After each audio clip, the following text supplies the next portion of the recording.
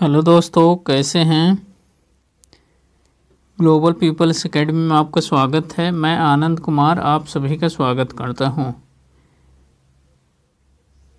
चलिए दोस्तों, आज देखते हैं प्राथमिक शिक्षक पात्रता परीक्षा है ना के अंतर्गत बाल विकास शिक्षण शास्त्र प्रैक्टिस सेट 13 है ना। देखते हैं तो प्रैक्टिस सेट 13 में 20 क्वेश्चन शामिल किया गया है। MCQ है ना, मल्टीपल चॉइस क्वेश्चन है, वेरी इंपॉर्टेंट है ना। तो ये देखेंगे तो पहला क्वेश्चन देखते हैं है ना।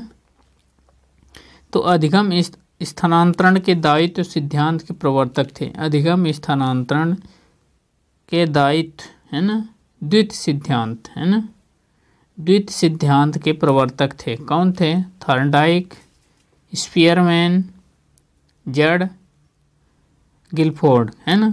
तो हमारा सही उत्तर क्या होगा? स्पीयरमैन है ना। अधिगम स्थानांतरण के द्वित सिद्धांत हैं प्रवर्तक स्पीयरमैन थे। ठीक है, चलिए अगला प्रश्न देखते हैं। आवृत्ति वितरण के रेखा चित्र द्वारा प्रदर्शित करने की विधियों में से एक विधि कौन सा है ना। रिक्त स्थान में भरना है, खाली स्थान में। तो आकृति, स्तंभ आकृति, गोपाक्षर आकृति, स्वलिखित आकृति, कौन सा है? स्तंभ आकृति है ना। सही उत्तर हमारा स्तंभ आकृति। ठीक है, चलिए अगला प्रश्न देखते हैं। पढ़ाते समय समान कक्षा में अध्यापक का सर्वाधिक ध्यान किस मनोवैज्ञानिक तथ्य पर होना चाहिए? शिक्षण तकनीकी, शारीरिक क्षमता, व्यक्तित्व भिन्नता, पारिवारिक स्थिति है ना। तो ज़्यादा ध्यान, सही उत्तर इसका क्या होगा? व्यक्तित्व भिन्नता पर है ना, मनोवैज्ञानिक तथ्य पर होना चाहिए है ना, अध्यापक का है ना।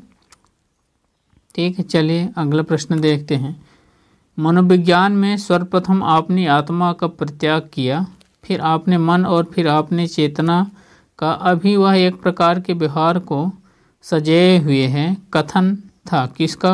टीचनर का, बोंड का, वुडवर्थ का, मैकडूगल का है ना। तो किसका था? वुडवर्थ नामक वैज्ञानिक ने कहा कि सर्वप्रथम आपने आत्मा का परित्याग किया है ना, फिर आपने मन और फिर आपने चेतना का है ना।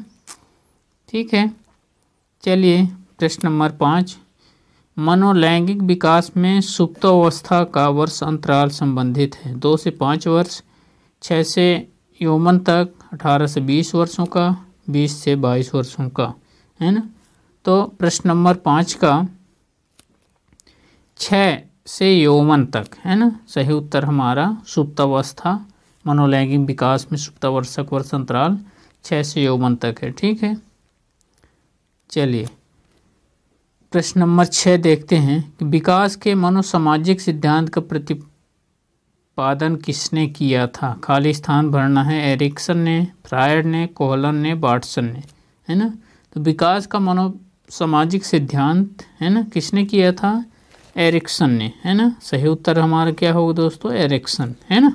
ठीक है, चलिए अगला प्रश्न देखते हैं। खाली स्थान के अनुसार बालक का विकास आनुवंशिक तथा वातावरण का गुणनफल है ना। बालक का विकास आनुवंशिकता और वातावरण का गुणनफल है। किसके अनुसार है? वुडवर्थ के अनुसार, गैरेट के अनुसार, हालैंड के अनुसार, थॉर्नडाइक के अनुसार है ना। तो 7 का हमारा वुडवर्थ के अनुसार। सही उत्तर क्या होगा? वुडवर्थ है ना। ठीक है, चलिए अगला प्रश्न देखते हैं। अधिगम में प्रयत्न और भूल के सिद्धांत का प्रतिपादन किसने किया था? प्रयत्न और भूल है ना। प्रयत्न भूल आप सभी जानते हैं कि थॉर्नडाइक ने किया था दोस्त है ना। सही उत्तर हमारा थॉर्नडाइक है ना। चलिए अगला प्रश्न देखते हैं। निम्न में से कौन केंद्रीय प्रवृत्ति की माप नहीं है? केंद्रीय प्रवृत्ति की माप नहीं है, ये देखना है। प्रसार, बहुलक, मध्यांक और माध्यमान है ना। तो प्रसार नहीं है, हमारा सही उत्तर क्या होगा? प्रसार। ठीक है, किस व्यवहारवादी का मानना है कि अन्य व्यवहारों की भांति भाषा भी क्रिया प्रसूत द्वारा सीखी जाती है? किसने क्रिया प्रसूत अनुबंधन का सिद्धांत किसने दिया था? स्किनर ने दिया था। इसका सही उत्तर स्किनर है है ना।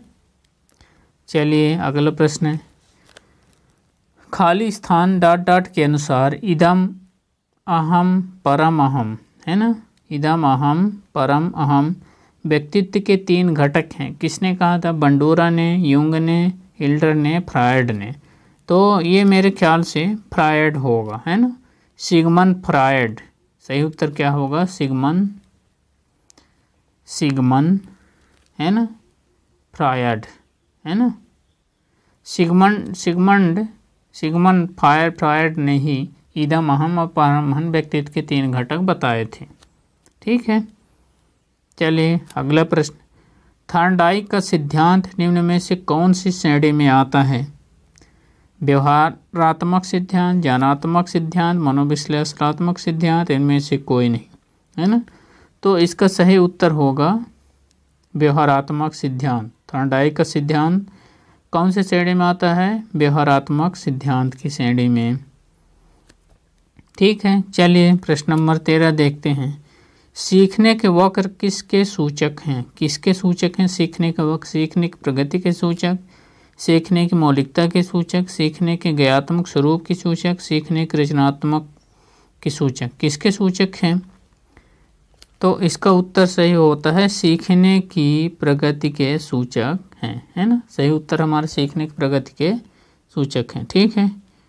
चलिए प्रश्न नंबर 14, व्यक्तित्व का सामाजिक अधिगम सिद्धांत किसने दिया था? सामाजिक अधिगम सिद्धांत बंडूरा हो सकता है ना। अल्बर्ट बंडूरा ने सामाजिक अधिगम का सिद्धांत दिया था। सामाजिक अधिगम का सिद्धांत, है ना, किसने दिया था? अल्बर्ट बंडूरा, है ना। तो बंडूरा इसमें एक ही है, तो हमारा सही उत्तर बंडूरा और बाल्टर ने, है ना, सामाजिक अधिगम का सिद्धांत दिया। ठीक है दोस्तों। चलिए प्रश्न नंबर 5, मिरर ड्राइंग परीक्षण निम्न में से किसके मापन हेतु प्रयुक्त होता है? मिरर ड्राइंग परीक्षण निम्न में से किसके मापन हेतु प्रयुक्त होता है? व्यक्तित्व का, बुद्धि का, अधिगम का, नैतिकता का, है ना। तो इसका सही उत्तर व्यक्तित्व होगा, है ना। क्या होगा? व्यक्तित्व। मिरर ड्राइंग परीक्षण व्यक्तित्व मापन हेतु प्रयुक्त होता है। ठीक है। चलिए क्षमा करें दोस्तों, एक प्रश्न गलत है ना, इसको, है ना, प्रश्न नंबर 15 का गलत हो गया है, इसको सुधार दिया जा रहा है ना। मिरर ड्राइंग परीक्षण निम्न में से किसके मापन हेतु प्रयुक्त होता है? तो बुद्धि के, किसके? अधिगम के मापन है, तो इसका सही उत्तर अधिगम होगा, है ना। मिरर ड्राइंग, है ना, परीक्षण अधिगम मापन हेतु प्रयुक्त होता है। ठीक है दोस्तों। केंद्रीय प्रवृत्ति का एक माप है, क्या है? प्रसार क्षेत्र, माध्यिक, औसत विचलन, मानक विचलन। क्या है? तो माध्यिक, है ना, माध्यिक, है ना। माध्यिक क्या होता है? केंद्रीय प्रवृत्ति का औसत विचलन का, केंद्रीय प्रवृत्ति का एक माप होता है माध्यिक, है ना। चलिए अगला प्रश्न देखते हैं, निम्न में से कौन से भिन्न है ना, कौन से भिन्न है? टीआरटी, सोरा PF, cloud feature test, draw and man test, है ना। ड्रा ए मैन टेस्ट, है ना। तो इसमें से भिन्न कौन सा है? अलग, है ना। 17 का सोरा पीएफ, है ना, ये सही उत्तर सोरा पीएफ, ये भिन्न है ना, इन तीनों से भिन्न है ना। ठीक है। चलिए अगला प्रश्न देखते हैं, विकासात्मक कार्य के प्रत्येक प्रतिपादक थे, कौन थे? हेलिंगवर्थ, हैविंगर्स्ट, जीन पियाजे, हल, है ना। तो कौन था? हैविंगर्स्ट, है ना, हैविंगर्स्ट, सही उत्तर हैविंगर्स्ट थे। चलिए प्रश्न नंबर 19, सृजनशीलता की पहचान हेतु किसने सृजनात्मक चिंतन परीक्षण का निर्माण किया है? किसने किया है? मैरीफील्ड ने, टोरेंस ने, कोल एवं ब्रूस ने, कैट ने। किसने किया है? टॉरेंस ने। इसका सही उत्तर टॉरेंस है ना। चलिए अंतिम प्रश्न है ना दोस्तों। तो अधिगम के प्राथमिक नियमों में से एक है, कौन है अधिगम के प्राथमिक नियमों में से एक कौन सा है? एक है, देखना है अधिगम के प्राथमिक नियमों में से एक है, कौन सा है? अभिवृत्ति का नियम, प्रभाव का नियम, समानता का नियम, सहचारी अंतरण का नियम। तो कौन सा नियम है? प्रभाव का नियम। इसका सही उत्तर अधिगम के प्राथमिक नियम में से एक प्रभाव का नियम है ना। तो वीडियो कैसा लगा दोस्तों, है ना?